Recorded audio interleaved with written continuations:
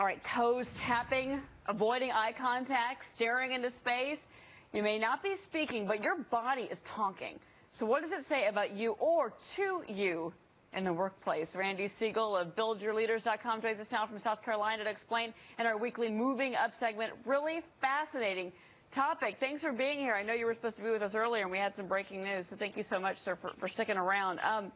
You're saying that it's the nonverbal cues that you give off yourself that are the most important thing when it comes to body language. Explain that. Absolutely, Cheryl. I think what's important here to remember is that everything that we do sends a message, every single movement we make. And when we are conscious of that, then we can control or at least manage a little bit the image that we're putting out there. All right, so you've got some really interesting ones. And so it's rubbing one eye equals trouble inwardly accepting something. If somebody's rubbing their eye, I never do well, that. That's something we have to be... Yeah, okay, go ahead. We have to be a little bit careful about that, Cheryl. You know, a lot of times what the research tells us is only 4% of the population really understands body language. But you do. That's why you're here. That's why I'm asking you. So you say tapping feet. Tapping feet equals a lack of confidence. Somebody's tapping their feet. That's a lack of confidence. And we've got, you know, a full screen up. We're kind of showing people what the talking points are here. You say rubbing fingers equals holding something back. And then Absolutely. You say, okay, go ahead.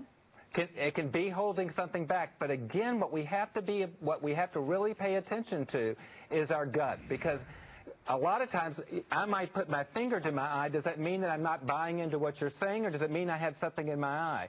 But if we check into our gut, then what we can do is really get a feel for whether the person or not is being real. Because we're constantly scanning other people to determine if there are inconsistencies, to see if what they're presenting to us is real. So what's important here is really to listen to your gut.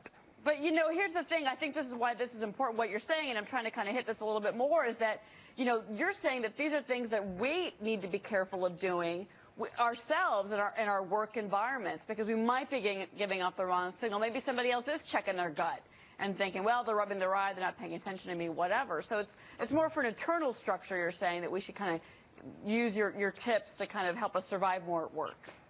Absolutely. Cheryl, what I've found, too, is it really comes down to two things, intuition and intention. And if our intention is truly to connect with people, to honestly connect with them, then the body language, the correct body language will follow. So instead of worrying about all the details of where you're moving your hands and what have you, if our intention is truly to connect honestly with people, the body language will follow then. And let me ask you really quick about the avoiding eye contact. That means you're saying that that shows that you have low self-esteem, that you're maybe not being truthful. But are there other reasons why somebody would avoid eye contact? Maybe they're just shy or not good face-to-face with others. I mean, could there be another way to explain that maybe? Exactly. And that's so important to remember not to read too much into one thing that we see. I've worked before with an executive who was very poor with eye contact, and part of it had to do with a medical reason. So a lot of times it means a lot more. It can be a lot more than just what we're reading into it. All right. Well, Randy Siegel in Greenville, South Carolina. Randy, really interesting. Thank you. Points you bring up. So I'm going to bring you back to ask you about Secretary Paulson on another day. Thanks for joining us this morning. Thank you, Cheryl. Great to talk to you.